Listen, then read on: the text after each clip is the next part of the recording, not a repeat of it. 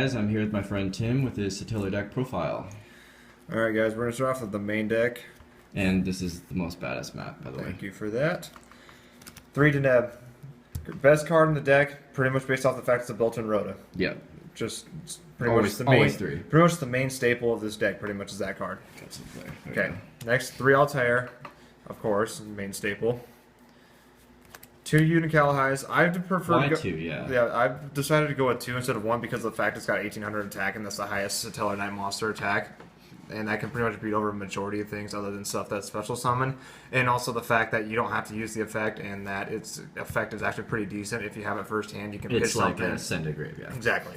So pretty much this card, I don't know how to explain it. It's pretty much like my hybrid card. It's my second start. It's my second preferred start hand with this Other deck. than the Deneb, yeah. Yes. Then next I got 2 Vegas. This card's a great card actually, special summon from the hand. How come you don't run it at 3? It gets cloggy. Let's just say there's too much. Pretty much if I have 2 Vegas in hand, it's pretty much a waste of a card. It's a dead draw pretty much because you can only use 1 effect per turn. And the fact that it's only got 1200 attack really doesn't do that much for me unless I go into an XYZ or special summon monster. It just does not work. Gotcha. Next one, also. People are really curious, really controversial about this, but due to the fact that this card it inflicts 1000 damage right off the bat every time it's summoned, pretty much.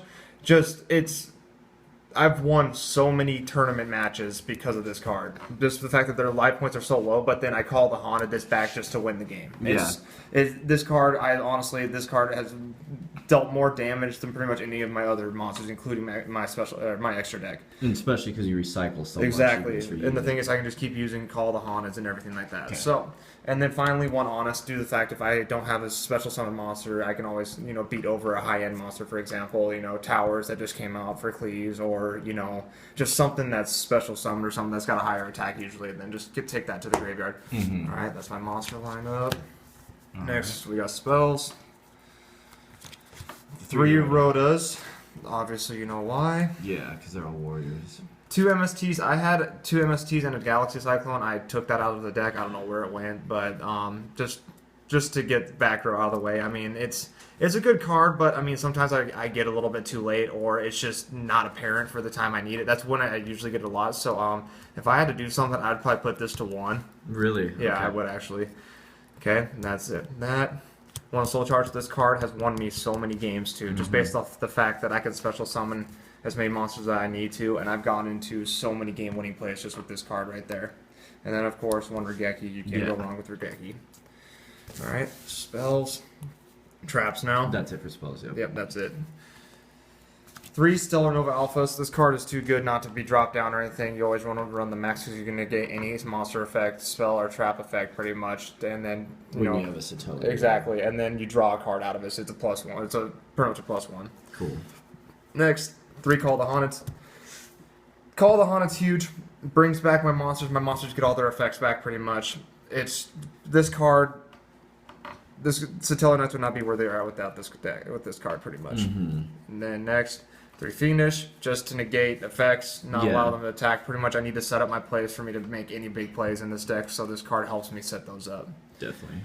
2 D-Prison. D-Prison's huge. It removes the card from play if it attacks me. And it pretty much allows top decks like Nekroz and, Burning Abyss even, Shadal's pretty much, they can't really do anything to get their power monster back due to the fact that this card, they just attacked into a deep. Yeah. So, next thing, 2 Mirror Force, always a good card. Why effect. double instead of 1? Double just for more, more protection for my monster so I can set up my plays. So pretty much I was switching around between a couple of counter traps, like wiretap and that kind of stuff. But Mirror Force just seemed the best due to the fact that, if they attack into one and then they can negate it or something, then I have another one set up and then it just does the exact same thing. Gotcha. Or it pretty much just allows me to get my monster, my Tellarknight plays going more effectively than normal. Let's just say. Okay. 1 Torrential. This card has actually saved me a couple times. I've just put that in recently.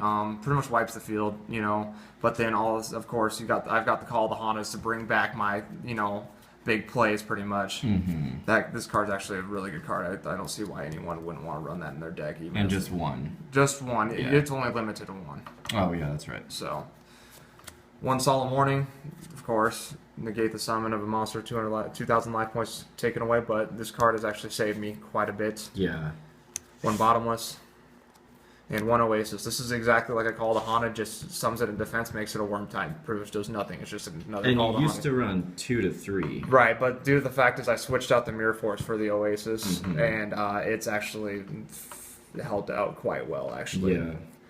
One Breakthrough, just the fact that I can negate monsters' effects, and then send it to the graveyard, and then banish to negate another effect. Again during your turn. Yeah. Exactly, that's just another big play. Bring of Destruction. This card is actually a really good card. I've actually just won a game with this card. You did. Yes, I did. It's a great card, especially when they're at low life points. Exactly, because then it just takes away the difference of each player's life points, and that's game pretty much right there. One Vanities. This card is great too. Negate special summons. Pretty much, I hate getting this card early hand though. Yeah. I really do hate it because the fact is I can't get my plays off because I have to get my plays off for me to win because of my monsters. And then finally one Wiretap. This is the one card that I was debating on what to do with it pretty much, but it's pretty much it's a good card, but I'd much rather have something that does a little bit more than just shuffle into the deck. I'd much rather have it sent to the graveyard or it just negates the effects and they have to use it. It just blows them a card pretty much. Yeah. All right, that's the main deck. Extras. All right, extra deck. 2 Trevere. 2/3. Main card in this deck. If you get this card out, you're most likely going to win the match. This card I don't know how to explain it. I love this card. Okay, let's see. Sorry, I kind of shuffled this. Juan Del Toros. Wily one. I ran 2 when I was running Star Seraph, but just the fact that it's a great card. It's got 2,500 attack compared to 21 with Trevere, but the effect isn't as great. Let's just say because you pop one card, and send it to the graveyard, or you destroy one card. But I mean, both of them, pretty much Trevere makes the plays, makes the bigger impact plays than Del Toros does. So I just think you only running him at 1 due to the fact that if they have small amounts of cards on the field, for example, if they have 1 or 2 cards on the field, I'll go straight into Del Toros. But if it's Trevere, if you have a lot of monsters on the field and they can't do anything to stop Trevere, I'll just do that and just return everything to their hand. And that includes, Synchro monsters, XYZ monsters, you name it, pretty much. Yeah, they have everything, yeah. And then 1 Diamond. This card is a beast. This card, when I play any dark monster or dark deck, Burning Abyss, Shadalls, you name it, this card has came in the clutch so much, especially when I don't have much on the field except for Diamond. I negate graveyard effects. I banish cards. This card just... It's crazy. This card, my friend hates this card, actually. Yeah. It's just so... I hate this card. Yes, you do. 1 Castell. I decided to run 1 instead of 2. 2 Castells just kind of there's really no point to it. I mean, you use it early on, get that card returned to the deck pretty much, or you just send it face down. That's pretty much all you need to do to get your next play off. 1 Rhapsody. This card, I haven't really gone into him too much, but when I do go into him, he does benefit me quite a bit due to the fact that I can banish cards from the graveyard. Yeah, it's kind of nice, but then I can also gain 1,200 attack per monster, or per XYZ monster that's on in the hand, or on the field. Sorry, I can't talk now. That's fine. Okay. 1 Gondova. This guy's really good, especially for mirror matches. Any monster that's level 4 warrior type, or level 4 or lower monster that in his special summon, you can negate the special summon pretty much. And so this card I've gone into a few times in mirror matches, and especially against heroes too. And heroes. That's what I was just about to say. Heroes, due to the fact that it just pretty much just destroys their whole play pretty much. Yeah. This is my stud of the deck right here, number 86. 86. This card, this is probably the biggest. This is the one XYZ I've gone into the most due to the fact that since I can go into 4 or 5 attachments to this guy so easily with Soul Charge and Call to Haunted, and if I saw monsters on the field, this card has won me more games than any other card in this deck. Yeah, by far. It's crazy. By far, actually. Okay, 1 Carnagorn. He's actually pretty useful, especially due to the fact that if you attack into a Mirror Force or something, you can detach to negate it, or to bounce it back at an appropriate target. For example, another person's opponent's monster. Pretty much. It's huge, because that just changes the entire tide of the game. So people just don't want to use their traps on him, pretty much. 1 Abyss Dweller. Graveyard effects, pretty much. Shadalls, pretty much exactly. This guy, Starleash is. He's just kind of a filler. I took Cowboy out because of Alsam, because Alsam pretty much did the job of Cowboy, and I think I can get him out way easier than Cowboy. So this guy came in useful when I was going up against, for example, an Excalibur or something, I could detach, makes his attack 0, and then attack for 2,000 right there. Yeah, negate the effect. Exactly, and nice. it negates all the effects of everything pretty much too. It's a good card. One Honor Arc. I started using them early on, but due to the new format, I've kind of veered away from them because it just doesn't do as much impact as it used to. I mean, I don't know if you agree with that, Will, but I actually do agree. He's not. He's still good. He's still a good card. I mean, if there's only one power monster on the field, he's great. Because then. But then, other than that, I mean, he's very situational. One Excalibur, I just talked about him. He's pretty much my get over any monster card, pretty much. I mean, he's 4,000. There's some, there's not really anything I can get over it. That's plain and simple. One Satellarknight, normal for Satellar decks. I've gone into him a few times. I mean, this card, I was kind of doubting him at first, but this card's actually done work for me, actually, and especially in tournaments. And then one Emerald. This guy. This guy's done wonders for me. Let's just say, just by the fact that I could shuffle back 3 cards or 3 monsters into my deck and then draw one. I've made a lot of big plays with that card. Yeah, and that's the extra deck right there. All right, let's move to the side. Side deck is not completely finished right now. This deck is actually for sale. Yes, this deck's actually for sale. I'm actually in the process of getting a new deck right now. So I'll post the eBay link in the description. Yeah, it's actually a really good deal due to the fact that the stuff that I have in this deck, as you can tell. So we priced it out, and what he's asking is way less than what it goes for. So check it out if you're interested in this deck. It's a great deck. But anyways, not trying to be a salesman. Let's move to the side deck. Okay, all right. 3 Imperial Iron Walls. This card, for especially going up against Necros, Heroes, Burning Abyss, the stuff that's and Infernoids. Because we have a couple other locals. Yes, exactly. So I mean, just pretty much anything that just any deck that removes cards from play, especially it's great card. Great card. Actually. 3 Shadow Imprisoning Mirrors, Burning Abyss, Shadalls, just not allowing them to get their plays off pretty much. Triple Mind Crush. Why did you side these? It's due to the fact that, sometimes, I don't know, there's a lot of shady players that I play against sometimes that don't reveal the card that they bring out of their extra deck in. And it's kind of confusing. Unless I really, really, really know the deck that they're playing, I won't really side them in all that much. But when I do side them in, that card, if I knew more about other people's decks, because some of the stuff that they run these days is just so weird. The kids that we play against in tournaments and stuff, they'll be running a Necros hero deck. I mean, it's a cool deck and all, but then it's you're sitting there going, okay, what heroes does he have in the deck, and what Necros does he have in his deck? So it's kind of annoying, but I mean, you can't really do much about it though. So, this card is a jerk. Non-fusion areas.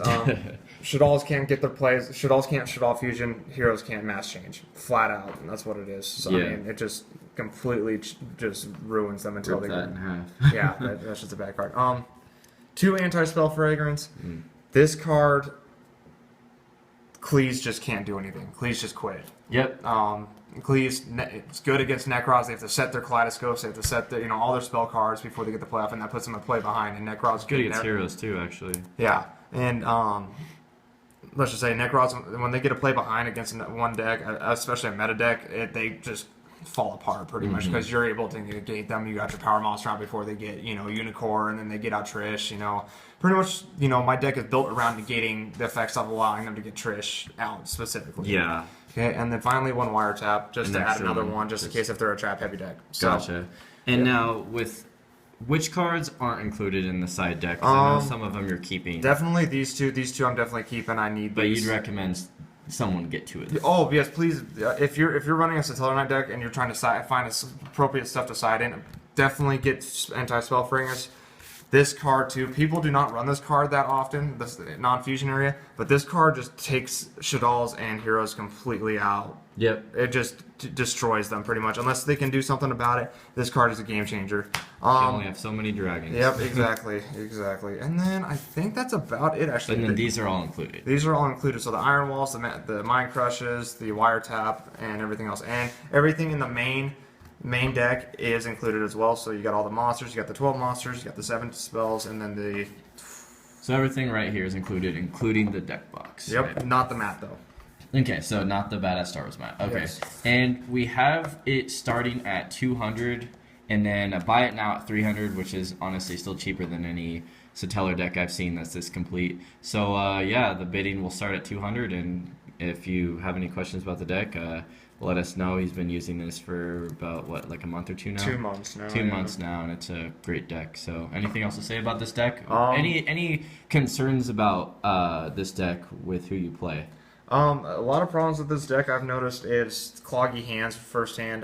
Like I said, there's been plays where I've gone into 2 Altaires and nothing to protect my monsters, and it just, if you just get 2 or 3 plays behind with this deck, you can't come back from it. I mean, it's just, especially the top decks like Burning Abyss and, you know, Nekroz and Shaddolls. Once Shaddolls get their plays off, once they get their Shaddolls get their windows, you know, out, or their, you know, constructs, and then they make their big plays, you just can't come back from it.